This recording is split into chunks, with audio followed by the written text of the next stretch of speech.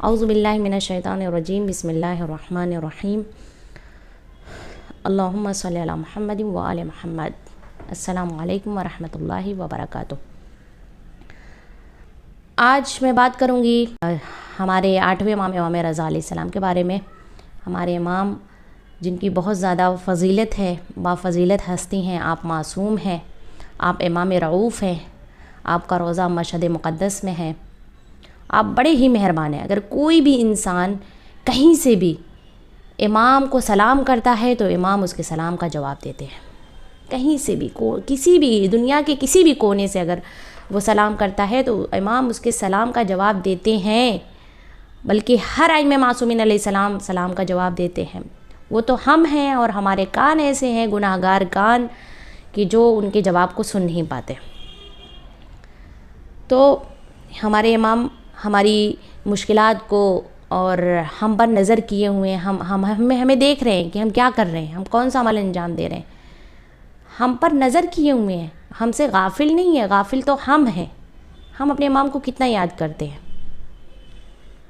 لیکن اگر ہم واقعی میں اپنا رابطہ اپنے امام سے قوی کر لیں، مضبوط کر لیں، محکم کر لیں، تو یہ سمجھ لیجئے کہ ہم امام کے چاہنے والوں میں سب سے پہلا نمبر ہمارا ہوگا۔ چاہنے والوں میں سب سے جو اول نمبر ہوگا، سر فہرست اگر نمبر ہوگا تو وہ ہمارا ہوگا انشاءاللہ، اگر ہم امام سے اپنا رابطہ، اپنا ارتباط محکم کر لیں۔ ہم روز امام کو سلام کریں۔ ہم کیا کرتے ہیں، ہم کس طرح سے سلام کرتے ہیں؟ السلام علیکہ یا معین الضعفاء والفقراء۔ جانتے ہیں آپ کہ یعنی سلام ہو اس امام پر۔ معین الضعفاء کا مطلب ہوتا ہے، یعنی معین یعنی مددگار، ضعفاء یعنی جو کمزور لوگ ہیں، ان کے مددگار ہیں ہمارے امام۔ جو کمزور لوگ ہیں، جو ضعیف لوگ ہیں، وہ ان کے مددگار ہیں۔ والفقراء، اور جو فقیر ہیں، جو جو نیاز مند ہیں، ان کے امام مددگار ہیں۔ ہم جب پکارتے ہیں کہ یا معین الضعفاء والفقراء، واقعی ہم سلام کریں گے اور کہیں گے مولا ہم پر بھی کرم کیجیے، ہم پر بھی رحم کیجیے، ایک نظر کرم ہماری طرف بھی کیجیے، تو بے شک ہمارا امام ہمارے اوپر حجت ہے، تو ہم پر نظر کرم کریں گے اور ہمیں تمام مصیبتوں سے، تمام بلاؤں سے ہمیں نکالیں گے، ہماری شفاعت کریں گے ہر منزل پر جب ہم پریشان ہوں گے۔ امام رضا علیہ السلام کی زیارت کا بے حد ثواب ہے، بہت زیادہ ثواب ہے۔ اور اگر آپ چاہتے ہیں کہ آپ کی حاجت طلب ہو تو آپ 3 افراد کا واسطہ دیجئے امام رضا علیہ السلام، جن میں سے بی بی معصومہ قم ہے، یعنی بی بی معصومہ قم جن کا نام خود فاطمہ ہے لیکن مشہور ہے بی بی معصومہ قم ہم کہتے ہیں، کیونکہ ان کا روضہ جو ہے قم میں موجود ہے۔ تو یہ امام رضا علیہ السلام کی سگی بہن ہے۔ اگر ہم ان کا واسطہ دیتے ہیں 8ویں امام کو کہ امام آپ کو آپ کی بہن بی بی معصومہ کا واسطہ، آپ ہماری یہ مشکلات، یہ حاجت کو پورا کر دیجئے، تو امام سنتے ہیں۔ اور دوسرا واسطہ اگر ہم ان کے بیٹے امام جواد علیہ السلام، امام محمد تقی علیہ السلام، اللہم صلی علی محمد وعلی کا واسطہ دیتے ہیں، 3 مرتبہ واسطہ دیجئے ان کے بیٹے کا، تو وہ بھی معصوم ہے، چونکہ امام جواد علیہ السلام خود معصوم ہے، معصوم کو دوسرے معصوم کا واسطہ دیا جائے، تو پھر اس طرح سے یعنی امام ہماری دعا کو سنتے ہیں، ہماری بات کو سنتے ہیں اور ہمارے لیے دعا کرتے ہیں۔ تیسرا جو واسطہ ہے وہ ہے جناب فاطمہ زہرا سلام اللہ علیہا، 8ویں امام کی مادر گرامی۔ اگر ان کا واسطہ دیا جاتا ہے تو امام رضا علیہ السلام ان کو کبھی بھی رد نہیں کرتے، کسی کی بھی حاجت کو رد نہیں کرتے ہیں۔ جیسا کہ ایک واقعہ ملتا ہے کہ ایک بار 2 بھائی تھے، بہت مشہور واقعہ ہے، آپ لوگوں نے شاید سنا بھی ہوگا، لیکن بہرحال میں ذکر کرتی چلوں کہ امام کتنے رؤوف ہے، کتنے مہربان ہیں اور ہماری ہر جگہ مدد کرنے کے لیے پہنچ جاتے ہیں۔ کہتے ہیں کہ 2 بھائی تھے، وہ زیارت کرنے کے لیے جا رہے تھے مشہد کی۔ ان میں سے ایک بھائی بہت ہی متقی و پرہیزگار تھا، نیک انسان تھا، اچھا انسان تھا، اور ایک گناہ گار انسان تھا، بہت ساری یعنی اس کی زندگی ہی گناہوں میں گزری ہوئی تھی، ایسا تھا۔ دونوں جا رہے تھے زیارت کے لیے، راستے میں جو انسان گنہگار جو بھائی تھا، اس کی طبیعت بہت زیادہ خراب ہو گئی، اور اس قدر خراب ہو گئی کہ اس کا راستے میں ہی انتقال ہو گیا۔ اس کے بھائی نے سوچا کہ اب جب ہم مشہد آ ہی گئے ہیں، قریب تھا مشہد، آئے گئے ہیں تو اپنے بھائی کو کیوں نہ کہیں یہیں آس پاس میں امام رضا علیہ السلام کے حرم میں کہیں پر یعنی دفن کر دوں یہیں پر.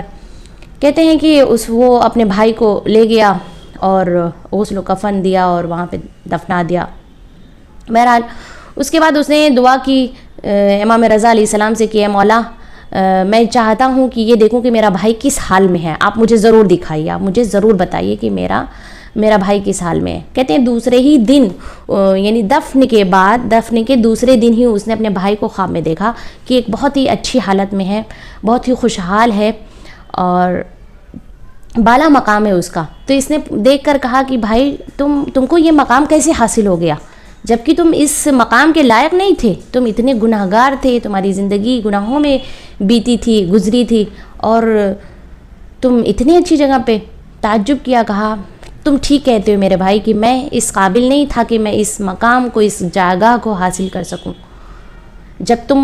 جب میرا انتقال ہو گیا اور لوگوں نے جب مجھے غسل دینے کے لیے پانی ڈالا تو مجھے ایسا لگتا تھا کہ یعنی میرے اوپر آگ گر رہی ہے, یعنی چاروں طرف سے مجھے آگ نے گھیر لیا تھا, اپنے ہاتھے میں لے رکھا تھا. پانی بھی ڈالتے تھے تو لگتا تھا کہ آگ گر رہی ہے. اور جب مجھے تابوت میں رکھا گیا تو وہ تابوت بھی آگ کا ہو گیا, جب کفن پہنایا گیا تو وہ کفن بھی آگ کا ہو گیا. لیکن جب تم مجھے حرم امام رضا علیہ السلام میں لے کر گئے زری کے قریب, میرے اوپر سے وہ آگ ختم ہو گئی, عذاب میرا ختم ہو گیا. میں بہت پریشان تھا, لیکن جب تم امام رضا علیہ السلام کے حرم میں لے کر گئے تو میرے اوپر سے عذاب ختم ہو گیا, میں خوش ہو گیا. اور پھر اس کے بعد میں نے امام رضا علیہ السلام کو بنفس نفیس زری کے اندر دیکھا. دیکھیں بہت ساری چیزیں ایسی ہوتی ہیں کہ جو انسان اپنی زندگی میں نہیں دیکھ سکتا ہے, لیکن مرنے کے بعد بہت سارے پردے ایسے ہوتے ہیں جو اللہ اسے ہٹا لیتا ہے اور وہ دیکھ سکتے ہیں. بہت ساری چیزیں ایسی ہوتی ہیں. تو اس نے یعنی موت کے بعد امام کو دیکھا کہ زری میں بیٹھے ہوئے ہیں, اور یہ جب وہاں سے گزر رہا تھا تو اس نے سوچا کہ یعنی یہ میرا عذاب ختم ہو گیا, کتنا اچھا ہے. وہ بہت زیادہ خوشحال تھا. کہتے ہیں کہ ایک نورانی شخصیت ظاہر ہوئی اور اس سے کہا کہ تم زیادہ خوش مت ہو, یہ جو تمہارے اوپر سے عذاب ہٹا ہے نا, یہ صرف امام رضا علیہ السلام کے وجود کی برکت کی وجہ سے ہے. اگر تمہارے اوپر سے چند وقت کے لیے, چند لحظے کے لیے جو عذاب ہٹایا گیا ہے, صرف ان کی برکت کی وجہ سے ہے, ان کے وجود کی برکت کی وجہ سے ہے. تم زیادہ خوش مت ہو, جیسے ہی تم یہاں سے نکلو گے دوبارہ سے عذاب تمہارے اوپر شروع ہو جائے گا. کہتا ہے کہ میں گھبرا گیا اور میں نے کہا کہ میں بہت زیادہ پریشان ہوں, اس قدر مجھے عذاب نے گھیر رکھا ہے, آگ نے گھیر رکھا, آگ مجھے میرے وجود کو جلا رہی ہے, میں بہت پریشان ہوں, میں کیا کروں. میں نے اس نورانی شخصیت کو کہا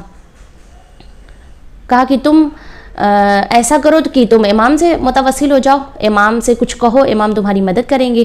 تو کہتا ہے کہ میں نے اسی وقت امام سے مخاطب ہو کر کہا السلام علیکم یا معین الضعفاء والفقراء, السلام علیکم یا غریب الغرباء.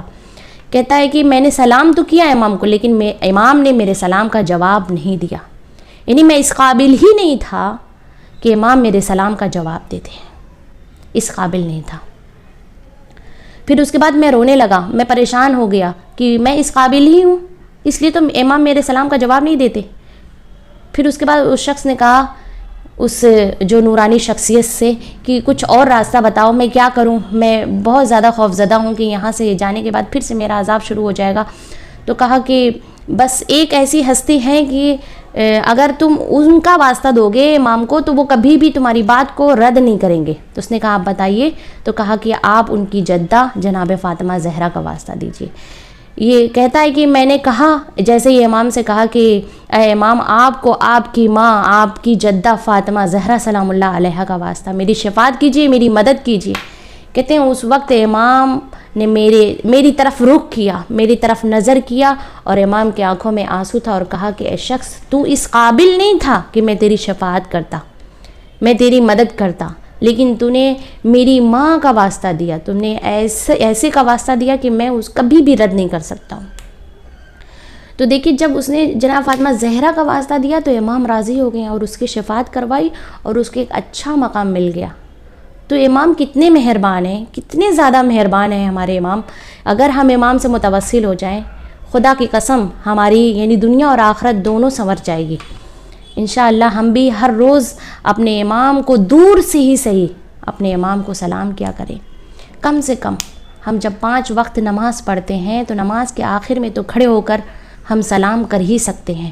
اتنا تو ہماری ذمہ داری، اپنی ذمہ داری سمجھنی چاہیے. یہ ہمارا حق ہے ہمارے اوپر کہ ہم اپنے امام کو یاد کریں، اپنے امام کو ہر روز سلام کریں، تاکہ امام بھی ہمیں یاد رکھیں اور اپنے چاہنے والوں میں ہمارا نام نوٹ کر لیں، لکھ لیں. اللہم صلی علی محمد و علی